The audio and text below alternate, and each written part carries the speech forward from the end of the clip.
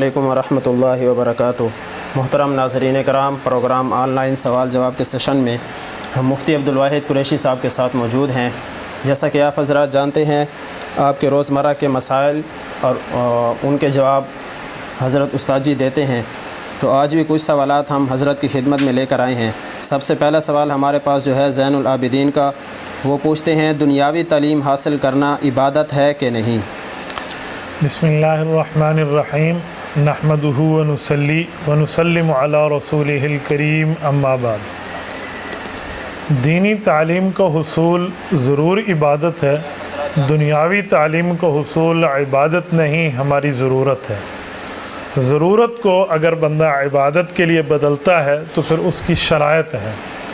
آپ نے ان کو سنت کے مطابق، اخلاق کے مطابق، آداب کے مطابق، اسلامی قواعد اور اسلامی رولز کے مطابق چلیں، پھر آپ کا وہ آنا جانا تگ و دو محنتیں عبادت ہو جائیں گی۔ مثلا حدیث پاک میں ہے کہ علم دین حاصل کرنا، جو بندہ علم دین کے لیے نکلتا ہے، فرشتے اس کے پاؤں کے نیچے پر بچھاتے ہیں اللہ رب العزت کی رضا کے لیے۔ آپ چاہتے ہیں کہ میں کوئی سا علم حاصل کروں تو مجھے اللہ رب العزت یہ نعمتیں عطا فرمائیں، تو اصل تو علم دین کے ساتھ خاص ہے۔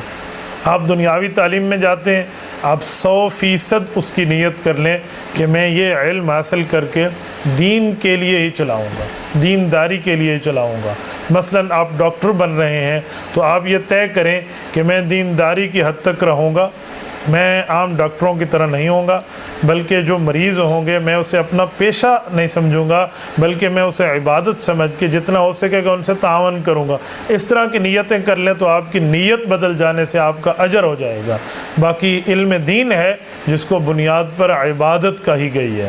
باقی علوم جو ہیں یہ معلومات ہیں دین کے علاوہ، یہ ہماری ضرورتیں ضرور ہیں، لیکن اس پر عبادت کا ثواب، اس طرح کی تصریح، یہ قرآن اور حدیث میں منقول نہیں ہے۔ شہزاد جٹ کا سوال ہے، داڑھی کا خط غیر مسلم ہیئر ڈریسر سے بنوا سکتے ہیں؟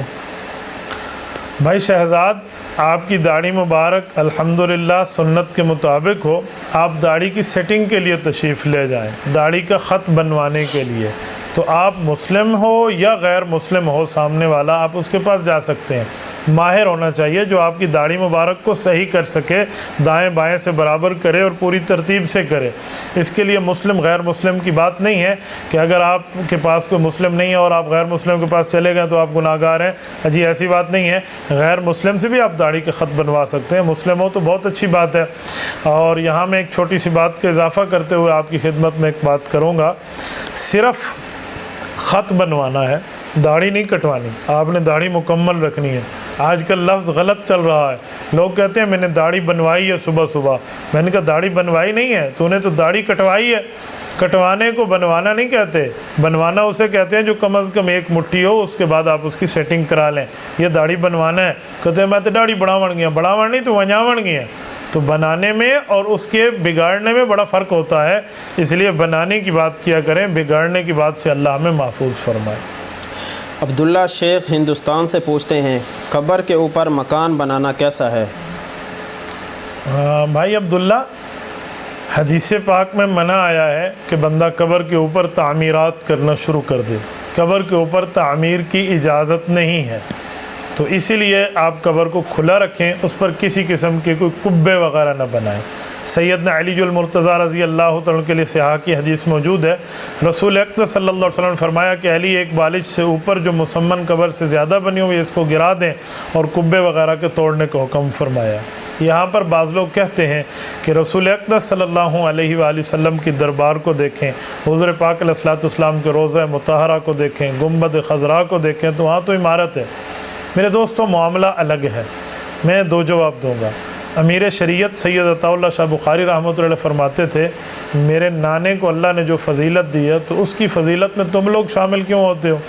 نمبر دو، جو میں آپ کی خدمت میں سمجھانے کے لیے مسئلہ عرض کرتا ہوں وہ یہ ہے کہ حضور پاک علیہ الصلوۃ والسلام کا جو قبر مبارک کی تعمیر کا واقعہ ہے نا، وہ حضرت عائشہ رضی اللہ تعالی عنہا کے حجرے میں، ان کے گھر میں تعمیر تو پہلے تھی، یہ نہیں ہے کہ اوپر بعد میں تعمیر کی گئی ہے، تو تعمیر پہلے ہے، چھت بعد میں، چھت پہلے ہے، پھر قبر بعد میں۔ وہ معاملہ اور ہے. پھر اس کو سبز گنبد کی شکل دے دی گئی ہے، اس کے ساتھ معاملات کچھ اور ہیں. وہاں نیچے سیسا پلائی ہوئی دیوار ہے، نور الدین زنگی رحمۃ اللہ تعالیٰ علیہ نے اس کو تحت الثری تک لے گئے ہیں. تو وہاں سے استدلال پکڑ کے آپ ہر قبر کی بات نہیں کر سکتے. نبی کے لیے معاملہ اور ہے. ان کی قبر اسی لیے تعمیر کے اندر بنی تھی کہ جس جگہ نبی فوت ہوتے ہیں ان کو اسی جگہ ہی دفن کیا جاتا ہے. مسند الفردوس دہلمی میں حضرت ابوبکر صدیق رضی اللہ تعالیٰ عنہ کی روایت موجود ہے، ما دفن نبی الا حیث یموت. تو اس لیے انہیں تو کہیں اور نہیں منتقل کیا جاتا، عوام کو تو منتقل کیا جا سکتا ہے. اس لیے عوام کی قبر کی اس سے دلیل پکڑنا ٹھیک نہیں ہے. تو آپ جو عام قبر کی بات فرما رہے ہیں، آپ کے سوال کا جواب یہی ہے، اس پر کسی قسم کا قبہ، کسی قسم کا گنبد، کسی قسم کی تعمیر نہیں ہونی چاہیے. مبشر اعجاز پوچھتے ہیں کسی نبی کی زندگی پر بنی ویڈیو دیکھی جا سکتی ہے یا نہیں، جیسا کہ حضرت یوسف علیہ السلام کی زندگی پر بنی گئی ویڈیو ہے؟ بھائی مبشر اعجاز بھائی، ایک بات ذہن میں رکھنا، انبیاء کرام کی سیرت پر کتب ضرور پڑھیں، اہل حق کی لکھی ہوئی کتابوں کو ضرور پڑھیں، لیکن یہ فلموں کے چکر میں نہ پڑھیں. اس میں بعض چیزیں قابل گستاخی ہیں، بعض قابل گرفت ہیں، اور بعض توہین پر مشتمل ہیں. میں نے نہیں دیکھی جس مووی کی بات آپ کر رہے ہیں، جتنا ہم نے ان سے سنا ہے اپنے اکابرین سے اور جنہوں نے اس پر مہارت حاصل کی، ان حضرات نے اس کو دیکھنے سے منع فرمایا.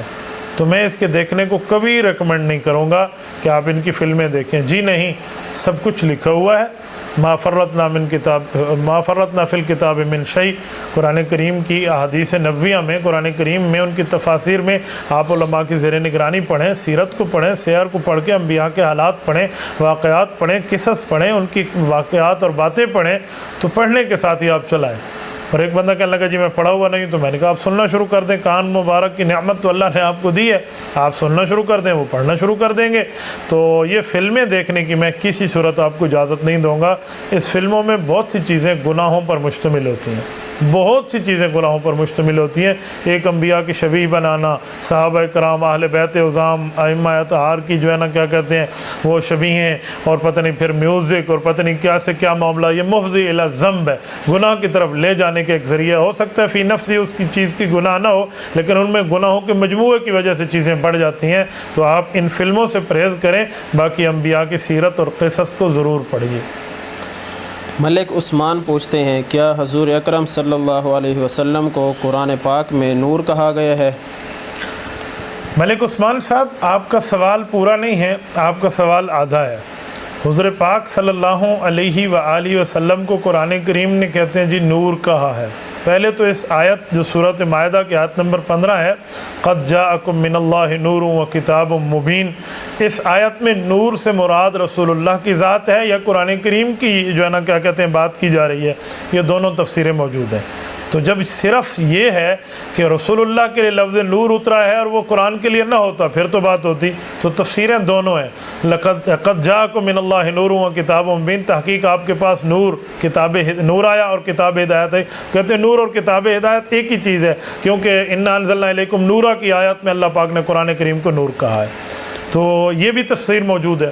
اور جن حضرات نے رسول اللہ صلی اللہ علیہ وسلم کی ذات اقدس مراد لی ہے تو ان کی بھی پوری بات کریں، ہاف سچ نہ بولیں، فل سچ بولیں، مکمل سچ بولیں، کمپلیٹڈ اپنے آپ کو سچا بنائیں، کمپلیٹلی سچ بولنے کی عادت رکھیں. نور فرمایا گیا ہے تو اس نور سے مراد کیا ہے؟ رسول اللہ صلی اللہ علیہ وآلہ وسلم اعلیٰ درجے کی انسانیت سے نعوذ باللہ باہر نکل گئے، تو اس کا کیا معنی ہے؟ نبی انسان نہیں ہے؟ نبوت کو آپ انسانیت سے باہر اور ماورا چیز سمجھتے ہیں. صرف نور ہے، یہ کس نے کہا؟ اس نور سے مراد جن لوگوں نے نور مراد لیا ہے، جن مفسرین نے، ان نے بھی تو یہ لکھا ہے کہ اس نور سے مراد نور ہدایت ہے. کیا معنی؟ حضور علیہ السلام ہدایت کا راستہ دکھانے آئے ہیں. تو اس سے صرف ذات النور نہیں کہا گیا جو آپ کہنا چاہ رہے ہیں. ذات النور کی بات نہیں ہے. اگر رسول اللہ کی ذات ہی نور ہے اور رسول اللہ نعوذ باللہ انسانیت سے باہر ہیں، اعلیٰ درجے کے انسان نہیں ہیں، تو یہ پھر بڑے سے سوال کھڑے ہو جائیں گے، بہت سے سوال کھڑے ہو جائیں گے. حضور پاک صلی اللہ علیہ وسلم کی والدہ حضرت آمنہ، حضور کے والد حضرت عبداللہ رضی اللہ عنہما نور کے والدین ہوتے ہیں. جبرائیل، اسرائیل، میکائیل، اسرافیل، ہاروت، ماروت، منکر، نکیر، یہ کرامن کاتبین، یہ حاملین عرش، ان فرشتوں کے والدین کے بارے میں آپ کون سا ثبوت دیں گے؟ رسول اللہ کے دادا جان حضرت عبد المطلب شیبۃ الحمد، رسول اللہ کے نانا جان حضرت وہب، حضور پاک علیہ السلام کی دادی حضرت فاطمہ بنت عمر بن عائذ، حضور پاک علیہ السلام کی نانی حضرت برہ، کہاں جائے گا معاملہ؟ کیا نور کی نانیاں اور دادیاں اور دادے اور نانے ہوتے ہیں؟ رسول اللہ صلی اللہ علیہ وسلم کی 11 بیویاں، کیا نور کی بیویاں ہوتی ہیں؟ حضور پاک صلی اللہ علیہ وآلہ وسلم کی 7 اولادیں، 3 بیٹے اور 4 بیٹیاں، بیٹے طیب، ابراہیم اور قاسم، رسول اللہ صلی اللہ علیہ وسلم کی بیٹیاں حضرت زینب، رقیہ، ام کلثوم اور فاطمہ رضی اللہ عنہم، بیٹیوں اور بیٹوں دونوں کے لیے میں نے کہہ دیا۔ تو پھر نور کی اس طرح اولادیں ہوتی ہیں، 11 بیویاں ہیں رسول اللہ صلی اللہ علیہ وسلم کے لیے، بیویوں کی کیا بات کریں گے؟ حضور پاک علیہ السلام سوتے ہیں، حضور علیہ السلام نیند فرماتے ہیں، اور حضور فرماتے ہیں نیند میں میری آنکھ سوتی ہے، میرا دل جاگتا ہے، کیونکہ نبی کا دل جاگتا ہے، اس وجہ سے نبی کی نیند میں نبی کا وضو نہیں ٹوٹتا۔